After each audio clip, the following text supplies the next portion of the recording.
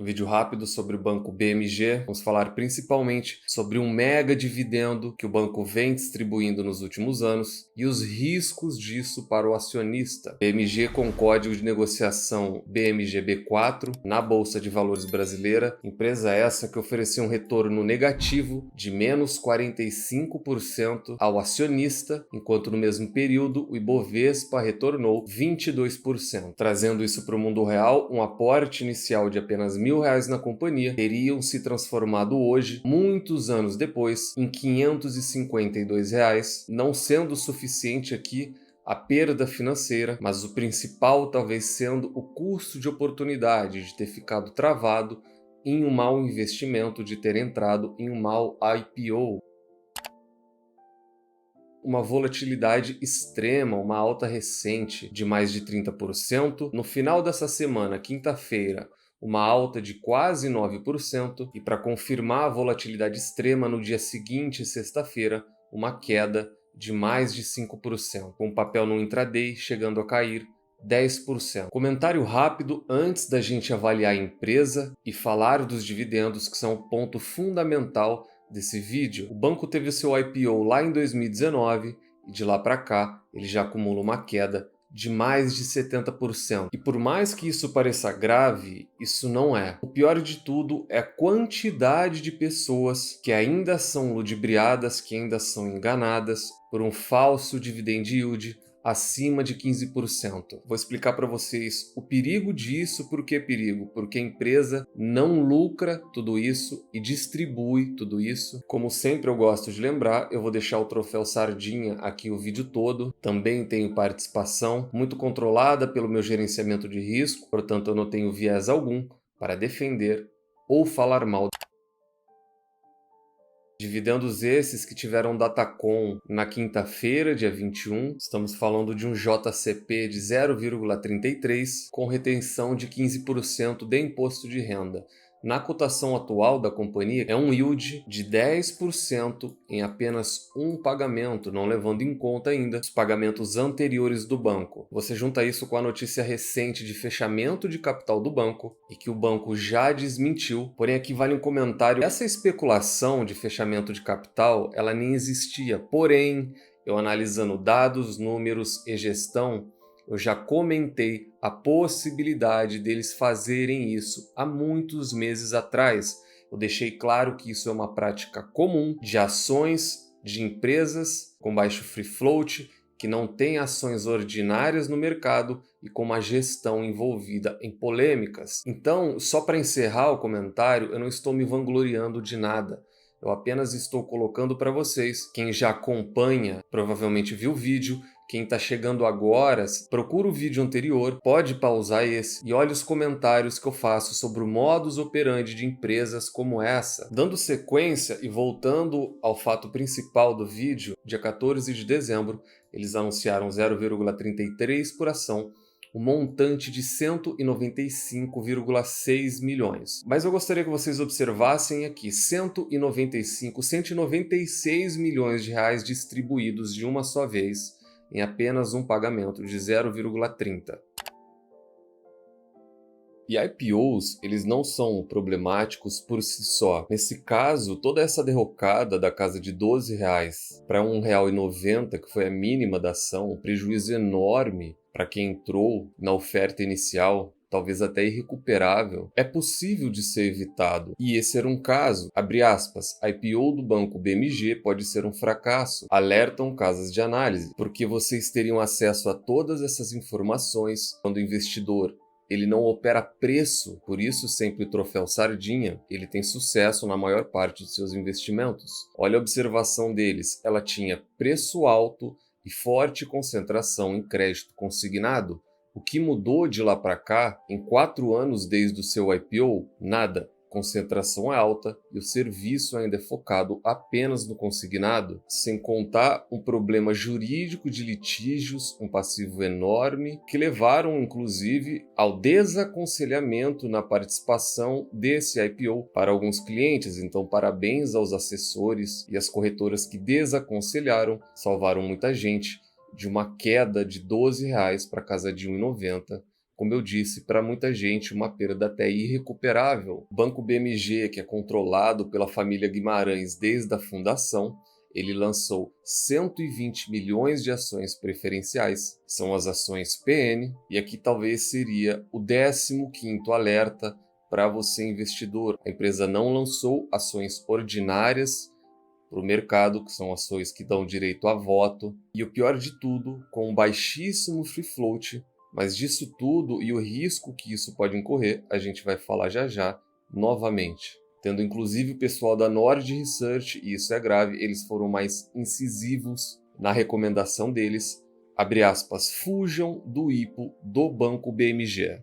Então, dando sequência agora e finalizando o terceiro comentário. Observem o baixíssimo free float da companhia que só possuem ações preferenciais abertas à negociação. E aqui a história se repete. Talvez você mais novo não consiga enxergar similaridade com antigos casos, mas funciona assim. Empresas com baixo free float e apenas preferenciais lançadas no mercado, existe um jargão tanto em Wall Street quanto na Faria Lima, que diz o seguinte: empresas que têm esse modus operandi, que fazem isso, elas fazem um IPO fake, elas abrem o capital, porém elas não abrem o capital, continuam com todo o controle da empresa, não lançando ações ordinárias a mercado, apenas ações preferenciais e pouquíssimas ações preferenciais. A família ainda é a grande controladora da companhia e isso tudo se traduz em que ela não quer sócios, ela não quer grandes sócios, muito menos o sócio minoritário, eu, você,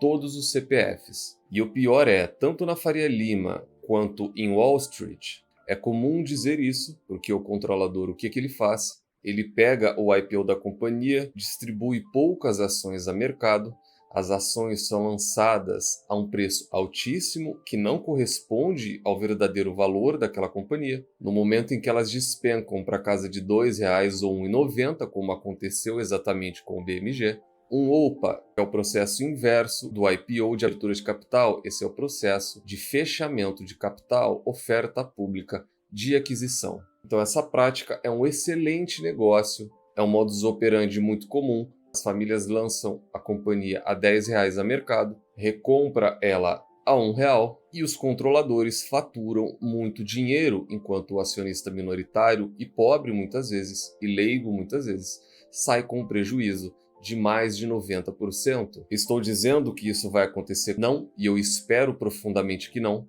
Muitas pessoas sairão extremamente prejudicadas com milhares e milhares de reais de prejuízo, mas isso não seria um fato novo no Brasil. Essa matéria não saiu à toa, e a única maneira que você sempre tem de fugir de situações como essa é estudar os números incessantemente até estabelecer um padrão e uma estratégia para você. Fica fácil de identificar empresas sem fundamento, sem free float, sem ações ordinárias, e dos dividendos a gente já vai falar já já.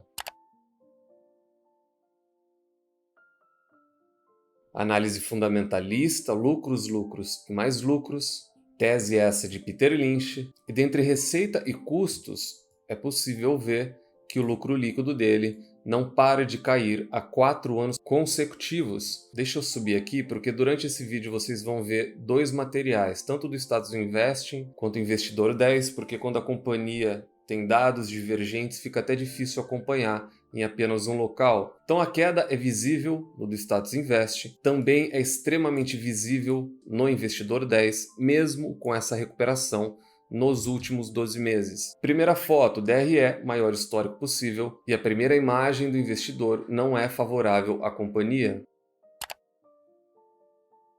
Quanto ao ROI, Return on Equity, tese essa de Warren Buffett, ele tem uma média histórica de apenas 5,64, com o seu atual estando na casa de 5,32%. É extremamente comprimido, é muito baixo, é praticamente a metade do Banrisul, que também é um banco que trabalha muito focado em consignados. Então, as margens desse banco são extremamente comprimidas e até mesmo comparando setorialmente, ela ainda está muito abaixo de seus pares. E finalmente, Dividend Yield, tese essa de Benjamin Graham e Luiz Barsi Filho, nós começamos a chegar em um dos pontos que eu queria. Primeiro comentário, é um Dividend Yield muito atrativo, um Dividend Yield de 16%, sequer o Banco do Brasil paga isso. Porém, a grande jogada está aqui. Esse dado eu vou mostrar em uma outra imagem do Investidor 10. Desconsiderem por hora 2023. A empresa em 2021 pagou 108% de payout. Payout é o percentual distribuído sobre o lucro líquido da companhia. A exemplo de 2021, a companhia pagou mais de proventos para nós sócios do que ela gerou operacionalmente, do que o lucro dela. Pior ainda é o ano de 2022, onde nós temos um dividend yield de 16% e ela teve que pagar 353% de tudo aquilo que ela lucrou, ou seja, ela lucrou muito pouco e distribuiu aos seus acionistas mais de 3 vezes. Talvez você nunca tenha visto isso, ou talvez você deva estar se perguntando como isso é possível, mas eu já vou explicar lá na frente. A única coisa que eu quero que você entenda é que isso é errado e a consequência uma hora vem. Ou no caso, já pode ter vindo, com a ação sendo lançada e ter chegado ao valor de R$ 1,90. Preço sobre lucro, tese essa de Robert Shiller, de regressão à média. Uma média histórica de 11,65, porém temos apenas 4 anos de preço-lucro, ainda não é base para se utilizar a regressão à média de preço sobre lucro de Shiller. E o preço teto, tese essa de Luiz Barsi Filho, pegamos 0,38, que é o que ela distribuiu esse ano, dividimos por 6%, que é o mínimo aceitável pelo Barsi em forma de remuneração, e teríamos um preço teto de 6,333, uma dízima periódica, muito acima do valor de negociação atual da companhia. Preço justo, tese essa de Benjamin Graham, a fórmula está aqui ao lado, 22,5, multiplicado pelo Earnings Per Share, que é o LPA, 0,38, multiplicado novamente pelo Business Value Per Share, que é o VPA, 7,10, extraímos a raiz quadrada e teríamos um preço justo de 7,80 para a BMG. Então você me pergunta, Guilherme, é impossível ter uma empresa assim? Eu posso ter uma empresa assim? Eu sempre digo para vocês que algo que está no jogo é para ser jogado, é para ser utilizado, porém com inteligência. Eu citei no caso da Magazine Luiza, eu citei quando eu comentei o vídeo daquele trader que está perdendo mais de 200 mil em Via, e eu tenho diversos comentários aqui no canal, dos quais eu não vou expor as pessoas que inclusive venderam apartamento para estar comprando Casas Bahia, Via, Magazine Luiza e diversas outras empresas com uma margem baixíssima e sem fundamento nenhum, simplesmente por indicação. A retórica é a mesma, temos uma empresa com todos os indícios negativos para que você se afaste dela, porém não é proibitivo. Eu tenho a ação, ela não ultrapassa 0,3% do meu patrimônio. Você pode se assustar. Sim, eu sou extremamente rigoroso com meu gerenciamento de risco. Para mim, ela é classificada como nota 2. Para mim, ela é classificada como junk. Junk, tradução livre, português e inglês, é lixo. E aqui a gente chega em um momento muito interessante, extremamente importante para quem quer estudar, não para quem quer olhar apenas um múltiplo. Se a empresa ofereceu um prejuízo astronômico de 2 dígitos desde o seu IPO, se ela não tem fundamentos, não tem ações ordinárias, como ela distribui tanto, vou mostrar para vocês uma das maneiras que instituições bancário-financeiras se utilizam. É importante, isso não é uma acusação, estou apenas colocando fatos na mesa de como o banco BMG, através de emissão de letras, gera e produz dinheiro. Obviamente, eles descrevem essas emissões, das quais a gente já vai falar, para a finalidade que elas deveriam realmente ser aplicadas. Porém, uma vez que o banco já chegou a dar prejuízo, uma vez que o banco operacionalmente não dá lucro na mesma capacidade em que ele distribui aos sócios, esse dinheiro ele tem que vir de outro lugar. E de que maneira o banco BMG gerou, fabricou, utilizem a terminologia que quiserem, dinheiro nos últimos anos? Ele está distribuindo algo na casa de 200 milhões apenas em um pagamento, sendo que nos últimos 12 meses o banco lucrou apenas 94, e somado aos outros 68,88, você poderia ter no máximo 163 milhões. Em outros períodos, o banco deu inclusive prejuízo. Como um banco que dá prejuízo distribui 200 milhões de reais? Como um banco que dá prejuízo distribui um payout de 353%? Esses quase 200 milhões têm que sair de algum lugar que não seja a operação, pois ela não gera esse lucro. Apresento a vocês emissão de letra financeira. E o primeiro comentário é: isso não é uma acusação. Novamente, são apenas fatos na mesa, porque falamos de letra financeira, nesse caso CRIs, com o objetivo, de acordo com a companhia, de fomentar a liquidez e acessar o mercado de forma organizada. Então nós temos uma em fevereiro de 2022, nós temos uma em outubro de 2022 de 300 milhões de reais em letras financeiras. Por consequência, uma emissão de 250 milhões no mês seguinte. Em agosto desse ano de 2023, nós tivemos mais 200 milhões de reais em letras financeiras. Em 10 de outubro, letras financeiras essas emitidas e lastreadas em CRI. CRIs, muito comum hoje em dia, são certificados de recebíveis imobiliários. E essa deveria ser a destinação e essa deveria ser a finalidade desse dinheiro. Porém, quando você observa números e não pessoas, como eu sempre digo, um banco distribuindo 350% de payout, muito acima aqui no Investidor 10 daquilo que ele gera operacionalmente de lucro. Isso deveria ser um ponto de extremo alerta para você, investidor. Infelizmente, o investidor não faz essa análise, ele não estuda a fundo. Infelizmente, ele investe o dinheiro duro e suado do mês inteiro com estudo mínimo. Ele simplesmente olha meia dúzia de números, muitas vezes apenas o dividend yield, e faz uma alocação de capital inconsequente. E essa é a palavra, porque o ser humano ele desprende mais tempo para comprar uma camiseta gola polo, para comprar um relógio novo, só que ele não desprende tempo para estudar. E por mais que eu tenha visto comentários de pessoas que ganharam dinheiro com essa subida, isso é um curtíssimo período. No longo prazo, muitas pessoas perderam muito dinheiro, talvez o dinheiro de uma vida. E eu vou deixar bem claro uma situação: eu estou analisando fundamentos e não oportunidade de preço. É extremamente importante separar as coisas. Fundamentalmente falando, é um IPO e o resultado é visível. Como 90% dos IPOs recentes da Bolsa de Valores, o resultado é o mesmo. Segundo, um retorno sobre equity histórico de apenas 5,60%. É uma margem extremamente comprimida. Terceiro, lucros em queda há anos. Quarto, um falso dividend yield, resultado de um pagamento acima de geração operacional, muito visível, acima de 200 milhões de reais, uma vez que o banco não lucrou isso nos últimos 12 meses. Quinto, se esse dinheiro não vem da operação da companhia, ele tem que vir de outro lugar. Sexto, não tem ações ordinárias.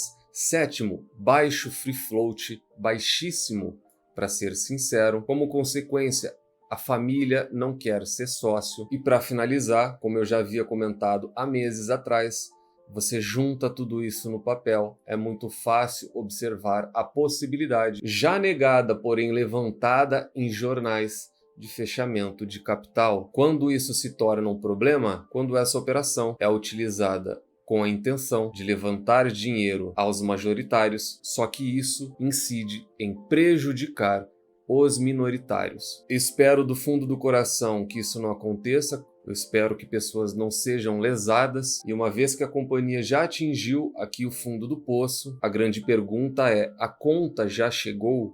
A conta dessa baixa margem, a conta de não ter ações ordinárias, a conta de abrir capital, porém não abrir, a conta de um payout 3 vezes acima do lucro líquido da companhia. Essa conta toda já chegou? Ela já foi representada nessa queda de R$ 12 para R$ 1,90? Essa é a grande questão. Nós estamos num processo de alta e a única coisa que vai responder a essa pergunta é se essa alta vai se manter ou não. No mais, em relação a preço e oportunidade, é o que eu sempre digo: tomem cuidado, façam gerenciamento de risco em termos de nota e percentuais. Jamais imaginem que porque uma ação já custou acima de 2 dígitos, uma vez que ela está na casa de R$ 1, você vai fazer um grande aporte, você vai dar a tacada da vida, multiplicar o seu capital por 10 vezes, porque invariavelmente ou na maioria das vezes isso não acontece.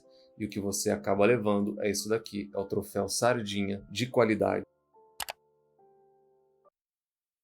Portanto, hoje falamos do Banco BMG, um banco muito procurado, muito pedido por vocês, que pode ter oferecido uma oportunidade grande de preços recente, porém um péssimo negócio, tanto em seus fundamentos quanto para quem entrou na oferta inicial. Nunca se esqueçam de aplicar as 3 chaves do sucesso. Encontrem excelentes empresas a preços atrativos, com uma excelente gestão e nunca mais as vendam. Tranque as 7 chaves. O Value Investing ainda é a melhor maneira de você, investidor pequeno e individual, multiplicar o seu capital na bolsa de valores. Deixa no comentário se concordam ou não com a avaliação fundamentalista que a gente fez da empresa, se são sócios ou não, se pretendem ser ou se pretendem deixar de ser sócios. Espero que todos tenham tido um excelente Natal. Nos vemos no próximo vídeo e até lá.